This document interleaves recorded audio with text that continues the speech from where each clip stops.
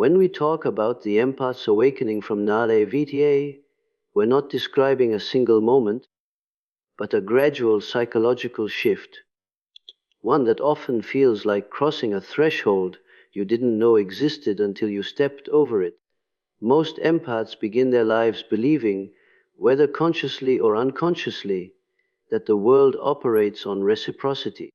They assume that kindness will be met with appreciation, sincerity with sincerity, and loyalty with loyalty. And for a long time, that assumption becomes the foundation of how they move through relationships. It feels natural because empathy, for them, is reflexive. They don't have to manufacture it. It's simply their default operating system. But the world is not structured around their internal values, and eventually reality intrudes. The empath starts noticing patterns, subtle at first, then impossible to ignore. They see that not everyone responds to compassion with gratitude. Some people respond with entitlement. Some take advantage of the empath's openness as if it were an invitation to manipulate. Others exploit their reliability as if it were an unspoken contract that must never be broken. The empath begins to recognize that their goodness has been interpreted not as strength, but as weakness. And that insight alone is profoundly destabilizing. This awakening is painful because it dismantles an entire worldview. It forces the empath to confront the uncomfortable truth that pure intentions do not protect them from harm. In fact, sometimes pure intentions attract exactly the kind of people who are looking for someone they can quietly drain. This is where the empath begins to shift from innocence to awareness. They start examining their interactions with more psychological precision. They no longer just ask, "What does this person feel?" They begin to ask, "What does this person want from me? And why?" That shift is the beginning of maturity. It's not that the empath becomes cynical, far from it. What they develop is discernment. They begin to see that compassion without boundaries is not compassion at all. It's a form of self-neglect. They recognize that being endlessly patient with someone who has no intention of changing is not kindness. It's a slow erosion of the self. And once that realization settles in, something powerful happens. The empath stops trying to save people who are committed to their own dysfunction. They stop offering emotional resources to individuals who see them as a convenience, not a human being. This awakening creates a psychological distance that was never there before. The empath begins analyzing situations rather than absorbing them. They study behaviors rather than making excuses for them. They start noticing red flags before they transform into catastrophic consequences. It's almost as if their intuition sharpens into a blade, cutting through the illusions that once blinded them. And that is the moment the empath begins to step into their dangerous stage, not because they become hardened or cruel, but because they become accurate. They're no longer lost in the fog of their own idealism. They see clearly, and clarity is a form of power. The truth is simple. Once the empath awakens, they stop hoping for people to change and start deciding who is worthy of having access to them. If the empath's awakening is the moment they finally see the world as it is, then the next stage is where they begin to see themselves as they truly are. And this is where the process becomes psychologically profound, because it demands something that most people spend their entire lives avoiding: the integration of their own shadow. Jung reminded us that no one becomes enlightened by imagining figures of light, but by making the darkness conscious. For the empath, that darkness isn't malicious. It's the collection of emotions they've denied, suppressed, or avoided in the name of maintaining harmony: anger, frustration, disappointment, even the desire to stand up for themselves. These parts were pushed down because they didn't align with the empath's self image of being endlessly patient and endlessly forgiving. But as the empath enters this final stage, they start to realize that suppressing these emotions doesn't make them disappear. It simply forces them underground where they grow stronger, more volatile, and more capable of erupting in destructive ways. And this realization forces the empath to reconsider what strength actually looks like. They begin to understand that true emotional maturity is not the absence of darker emotions. It's the ability to acknowledge them without being ruled by them. This is the point where the empath becomes dangerous in a very specific way. Not because they are suddenly confrontational, but because they become whole. They stop being one-dimensional. They stop presenting a sanitized version of themselves just to maintain peace. Instead, they allow all aspects of their psyche to coexist. They recognize that anger, when directed wisely, is simply the body's way of identifying injustice. They see that assertiveness is not cruelty, but a necessary boundary. They understand that walking away is not abandonment, it's self-respect. And this integration creates a psychological balance that is deeply stabilizing. The empath becomes far less reactive because they're no longer fighting an internal war. They're not trying to smother their own instincts. They're not pretending to be unaffected when they're hurt. They're not overextending themselves just to avoid disappointing others. Instead, their internal world becomes structured, organized, and honest. They speak with more clarity. They listen with more presence. They act with more intention. They stop seeking external validation because for the first time they feel aligned within themselves. This integrated empath is someone people don't know how to manipulate. The tactics that once worked, guilt, emotional pressure, subtle threats, passive aggression, lose their power entirely. Why? Because the empath's shadow, once a vulnerability, is now part of their strength. They can sense manipulation instantly because they've already confronted the part of themselves that was once afraid of disappointing others. They no longer crumble under pressure. They simply observe, decide, and act. And this is where the transformation becomes unmistakable. The empath who once apologized for existing now moves with grounded confidence. Not loud, not aggressive, just solid. They become a presence people can't easily shake, influence, or diminish. When an empath integrates their shadow, they don't become darker. They become impossible to deceive. Once the empath awakens and begins integrating the parts of themselves they once avoided, something remarkable starts to happen. Their emotional intelligence, which was always present but often misdirected, evolves into something far more stable, something I would call emotional authority. And this shift is profound because it transforms the empath from someone who is constantly influenced by the emotional states of others into someone who can hold their own emotional ground with clarity and poise. For most of their lives, empaths don't simply feel their own emotions.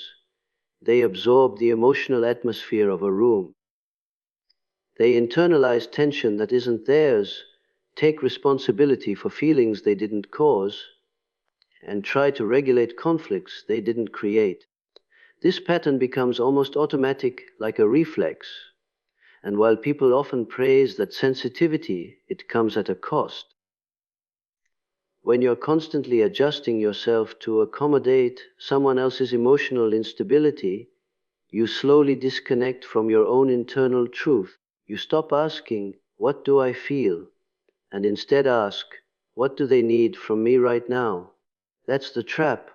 And for years, the empath doesn't even recognize it as a trap. They interpret their emotional absorption as kindness, duty, or even love. But as they move further along this path of psychological maturation, they begin to question the assumptions that once defined every interaction. They start noticing how easily their emotional landscape shifts in response to other people's moods. They observe how quickly they abandon their own needs when someone else expresses discomfort. And they realize that this isn't compassion, it's conditioning. This is where emotional authority begins to take shape. The empath learns to pause before merging with the emotional world around them. They develop the ability to separate what belongs to them from what belongs to others. And this separation is not cold or detached, it's responsible. It's the birth of internal boundaries. The empath begins to regulate themselves first, before accommodating, before assisting, before absorbing. They create a psychological center that is no longer open to every passing emotional current. And this shift gives them an extraordinary advantage. Instead of reacting impulsively out of guilt, anxiety, or pressure, they start responding with intention. Their sensitivity becomes sharper, but cleaner. They can read a room without losing themselves in it. They can empathize without being swallowed. They can care deeply without being controlled. Their emotional awareness becomes a tool, not a burden. People around them feel the difference immediately. The manipulative can no longer tug on their guilt. The emotionally chaotic can no longer drain them. The demanding can no longer dictate their emotional state. Why? Because the empath is no longer seeking approval. They're seeking alignment. They trust their internal compass more than the emotional volatility of others. And that is what makes this stage so powerful. Emotional intelligence is admirable. Emotional authority is transformational. It allows the empath to stand firmly in themselves, even in the presence of conflict, tension, or disapproval. The moment an empath stops absorbing and starts choosing is the moment their power becomes undeniable. As the empath gains emotional authority, something fundamental in their internal structure shifts. They no longer move through relationships trying to prove their worth or maintain harmony at any cost. Instead, they begin to realize that every act of self-betrayal, every forced yes, every suppressed feeling, every moment of silent suffering wasn't compassion, it was fear disguised as kindness. And this realization invites the empath into one of the most transformative transitions of their life, the shift from pleasing to protecting. This shift doesn't happen suddenly. It begins when the empath starts to question why they feel responsible for keeping other people comfortable. They notice how often they say yes out of guilt rather than genuine desire. They observe how draining it is to be the emotional caretaker in every relationship. And slowly, the truth becomes impossible to deny. The empath's boundaries were never real boundaries, they were wishes, soft, flexible, easily pushed aside the moment someone else wanted something from them. But as the empath matures, that begins to change. They start to understand that boundaries are not walls built out of anger, they're structures built out of self-respect. They exist not to keep people out, but to keep the empath intact. Instead of thinking, I don't want to upset them, the empath begins thinking, I'm not willing to abandon myself for the sake of their comfort. That subtle shift in internal language becomes an anchor, grounding them in a sense of sovereignty they've never felt before. And with this newfound clarity, they become far less tolerant of behaviors they once rationalized. They no longer excuse disrespect under the guise of empathy. They stop giving unlimited access to people who repeatedly show no appreciation for it. They no longer internalize other people's expectations as their obligations. They understand that being available to everyone is not generosity, it's self-exhaustion. This is the moment the empath becomes dangerous. Not dangerous in the sense of aggression, but dangerous to the patterns that once exploited them. Dangerous to people who relied on their silence. dangerous to the dynamics that required the empath to shrink so others could feel larger. Their no becomes firm. Their yes becomes deliberate. Their presence becomes more selective and therefore more powerful. And the world reacts. People accustomed to their compliance push back. Some become irritated, confused, or even angry because they were invested in the version of the empath who never resisted. But the empath no longer bends under pressure. They aren't motivated by fear of disapproval. They aren't energized by the fantasy that endless giving will eventually earn them love or respect. Instead, they value the preservation of their integrity far more than the temporary comfort of avoiding conflict. This boundary shift is the empath's declaration of psychological adulthood. It's the moment they choose themselves, not at the expense of others, but as an equal participant in every interaction. And the lesson is clear: when an empath stops living to please others, they finally become someone who can protect their own soul. As the empath establishes real boundaries and steps firmly into emotional authority, something else begins to rise, something that was always there, but muted, restrained, or held back in the name of keeping the peace. It's their voice. And not just the literal voice, but the deeper psychological capacity to articulate truth without shrinking, apologizing, or cushioning it for the comfort of others. This is often one of the most liberating and socially disruptive phases of the empath's evolution, because for the first time, they speak from a place of clarity rather than caution. Throughout their earlier life, the empath learned to silence themselves. Sometimes it was because speaking up created conflict they had no energy to manage.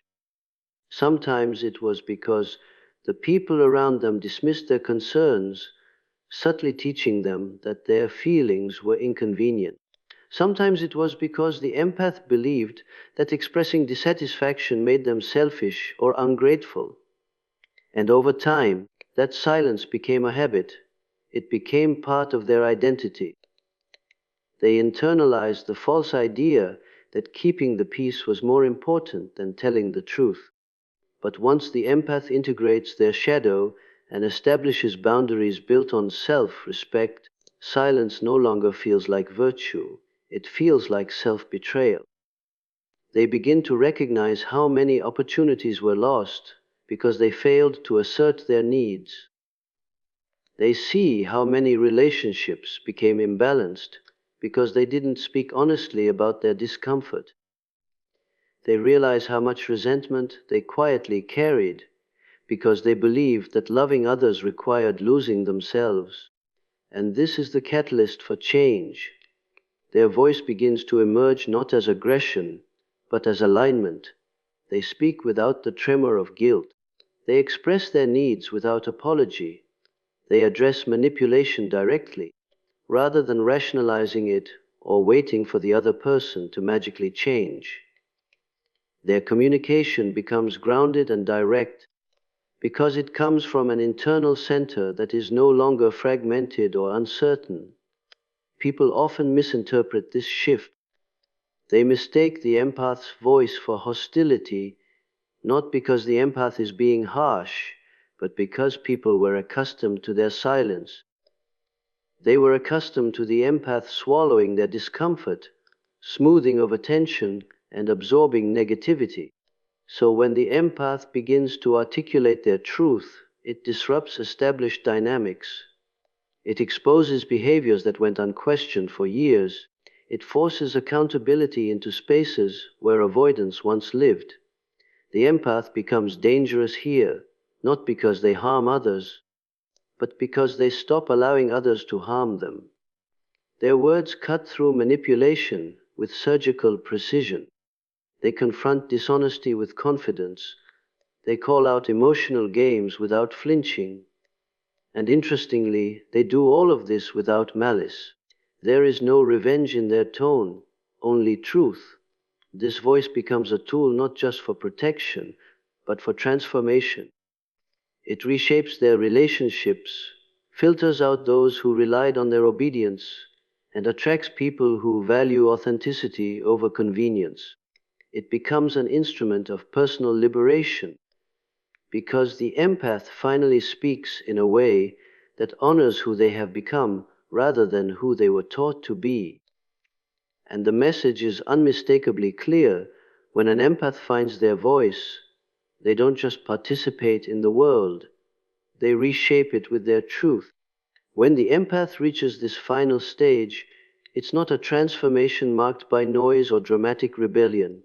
It's quiet, almost understated. But its impact is unmistakable, because what emerges here is the empath's inner warrior, not a warrior in the traditional, combative sense, but a psychological warrior whose strength comes from integration, clarity, and self-mastery. This is the moment when the empath stops being defined by their wounds and begins being defined by their wisdom. Up until this point, the empath's journey has been shaped by awakening, by integration, by emotional authority, by boundaries, and by reclaiming their voice. Each of those stages builds towards something, and this is where it converges. The empath becomes someone who can care deeply without losing themselves, who can love without collapsing into the needs of others, and who can walk away without resentment when something violates their integrity. Their heart remains open, but it is no longer unguarded. Their compassion remains present, but it is no longer indiscriminate. Their empathy stays intact, but it is now paired with courage. And courage is the defining quality of this stage. The empath's courage doesn't look like aggression or dominance. It shows up in subtler, but far more powerful ways. It appears in their willingness to enforce boundaries consistently, not just when it's convenient. It appears in their ability to say no without explaining themselves. It appears in their refusal to minimize their needs or shrink their presence to soothe someone else's insecurity. It appears in the stability they carry, the sense that they are rooted in their values, not swayed by emotional turbulence around them. This is the empath as a warrior of consciousness. They have learned to sit with discomfort rather than flee from it.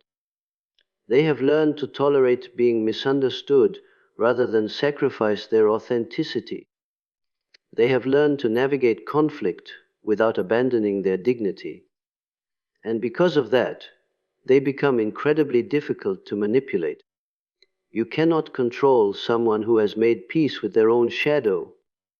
You cannot guilt someone who no longer fears disapproval. You cannot intimidate someone who has learned the power of walking away. This is the source of their danger, not to the innocent, but to the manipulative, to the exploitative, to the people who thrived when the empath doubted themselves. Those individuals now encounter someone who sees through them, someone whose intuition is paired with strength, someone whose compassion is paired with discernment, and that combination dismantles manipulation instantly. But perhaps the most striking feature of the empath in this stage is the peacefulness they carry. It's not the peace of avoidance or suppression. It's the peace that comes from inner alignment. They no longer live at war with themselves, so the world can no longer easily destabilize them. They show up whole. They show up grounded. They show up as someone who can experience life without being consumed by it. And the truth is simple. The empath becomes dangerous when they finally become whole. Because wholeness is a kind of power that cannot be controlled, coerced, or broken. Carry that truth with you. Strength isn't something you chase. It's something you become when you stop abandoning yourself.